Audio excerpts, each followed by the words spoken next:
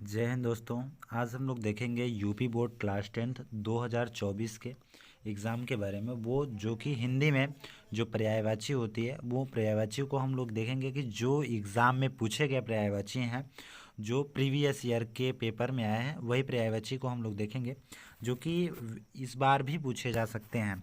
जैसे देखिए, इसमें 2013, 2018, 2012। तो सबसे पहले हम लोग देखते हैं इसमें बच्चों ईश्वर की पर्यायवाची।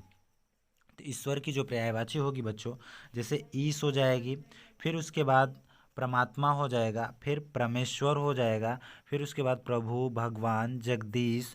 तो ये एक प्रकार की जो ईश्वर की पर्यायवाची होती है बच्चों, ये ईश्वर की पर्यायवाची होगी। फिर दूसर का हम लोग देखेंगे उषा की पर्यायवाची।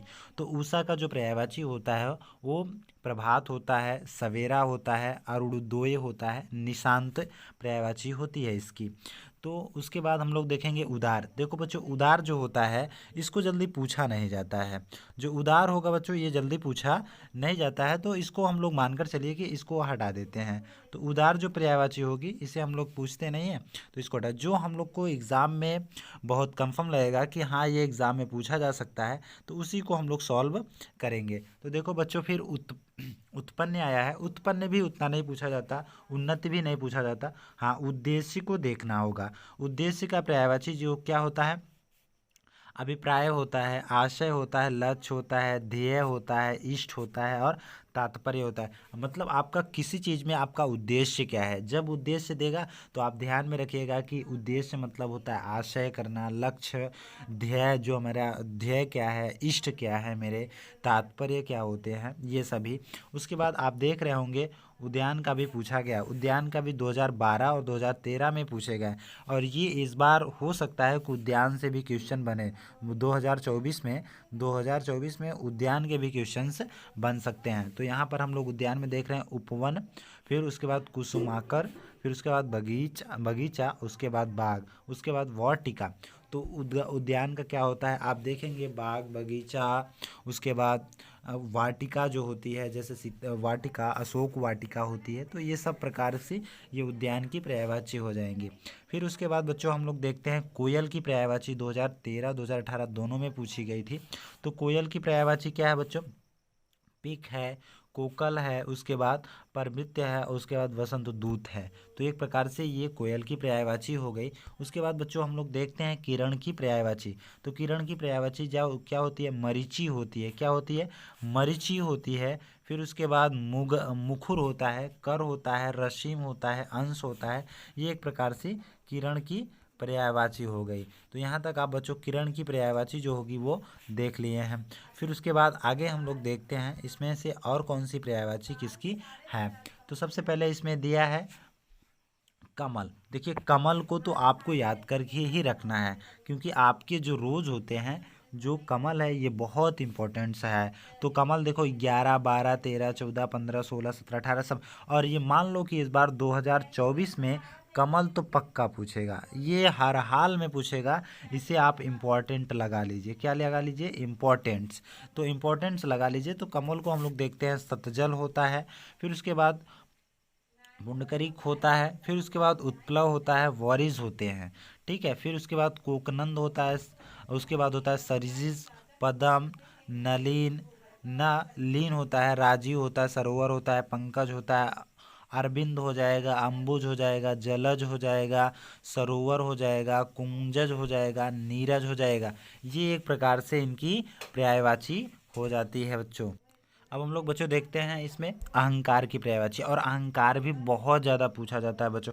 जितने भी इसमें हम आपको दिए हैं ये सभी इम्पोर्टेंट से क्वेश्चंस हैं, तो इसे आप छोड़िएगा नहीं। कम से कम वीडियो को शुरू से लास्ट तक देखिएगा, आपको बहुत अच्छे पर्यायवाची समझ में आएगी।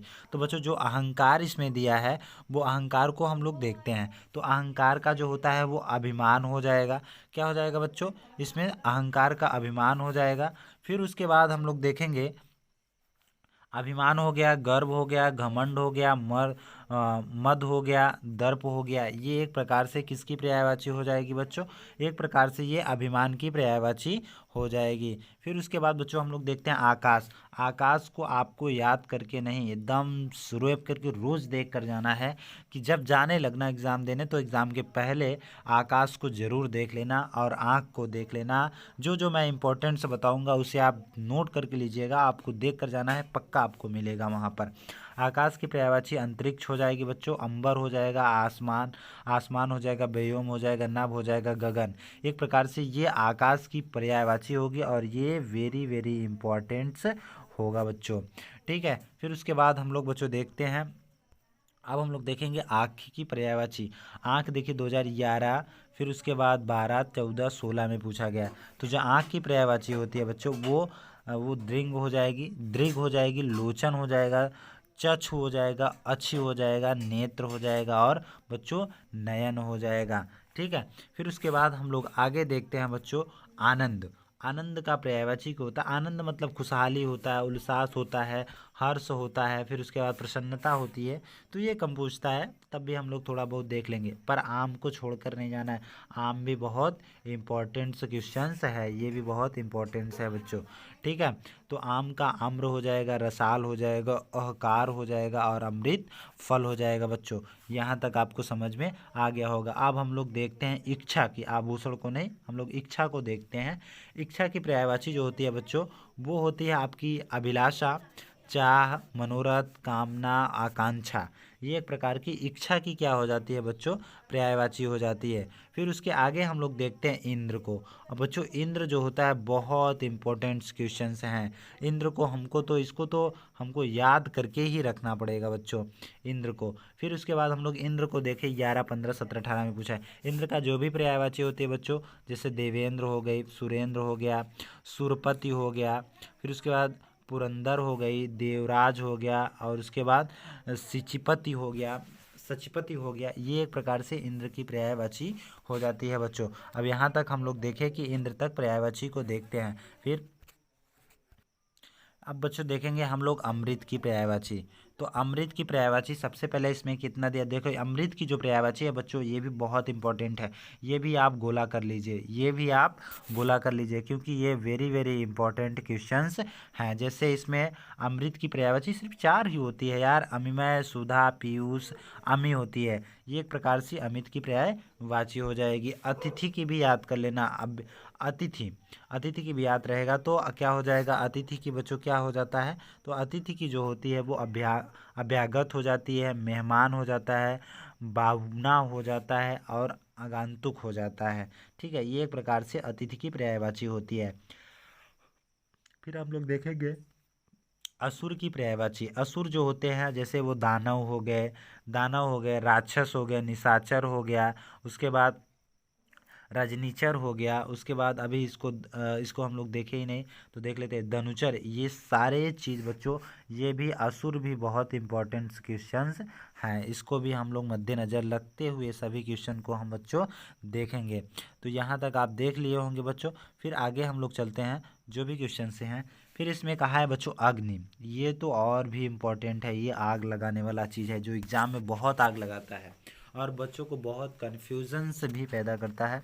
जैसे हुतासन, वही, अनल, उसके बाद पावक, आग, दहन, ज्वाला, ये एक प्रकार से अग्नि की पर्यायवाची होती है। फिर उसके बाद देखेंगे अनुपम। अनुपम की जो भी पर्यायवाची हो बच्चों होगी वो अद्भुत हो जाएगी, अद्वितीय हो जाएगी, अनोखा, अपूर्ण, अनूठा हो जाएगा। ये एक प्रकार से अनुपम की पर्यायवाची होती है। अधर्म बच्चों, क्या अधर्म पर्यायवाची क्या होता है? पतित होता है, भ्रष्ट होता है, नीच होता है, निष्क्रिय हो जाता है। फिर बच्चों उसके बाद देखिए इसमें खल दिया है, उसमें बाद पामर दिया है, दुर्जन दिया है। ये एक प्रकार से सभी अधर्म के पर्यायवाची हो जाते हैं। फिर उसके बाद अभी हम लोग देखते हैं इसके आगे, इसमें दिया अपमान। जो अपमान होगा उसका अनादर भी होगा, अपेक्षा भी होगा, उसका तिरस्कार भी होगा, निरादर भी होगा, मतलब उसको कोई भी अपने श्रेय में नहीं रखेगा। इसका सीधा सारांश है। फिर उसके बाद देखते हैं बच्चों अंधकार की पर्यायवाची। अंधकार का पर्यायवाची जो होता है तम होता है, तमीर होता है, तम होता है, तमीर होता है, तमश्री होता है, तमसित और तमर होता है तरीका होता है। ये एक प्रकार से अंधकार की जो होती है, अंधकार की पर्यायवाची होती है बच्चों। फिर उसके बाद बच्चों हम लोग देखते हैं, इसके बाद देखिए फिर क्या होगा। अब हम लोग देखेंगे अश्व। अश्व मतलब घोड़ा होता है, और ये भी बहुत इंपॉर्टेंट से क्वेश्चंस हैं। इसको भी मतलब 3-4 आप तो इम्पोर्टेंट बना लो।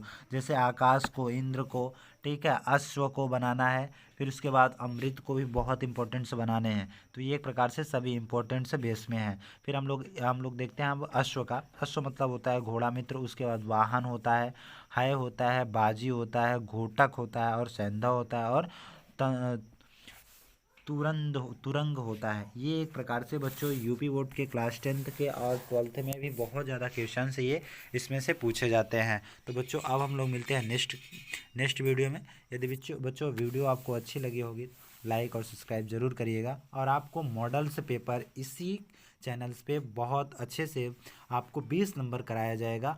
और सिर्फ संस्कृत को छोड़कर बाकी सभी सब्जेक्ट में आपको 20-20 नंबर को करा देना। और जो भी आधि लघु उत्तरीय प्रश्न होंगे जो हमको इम्पोर्टेंट लगेंगे, वो भी बच्चों आप तक पहुंचाने का काम करेंगे। मिलते हैं बच्चों नेक्स्ट वीडियो में। धन्यवाद। जय हिंद।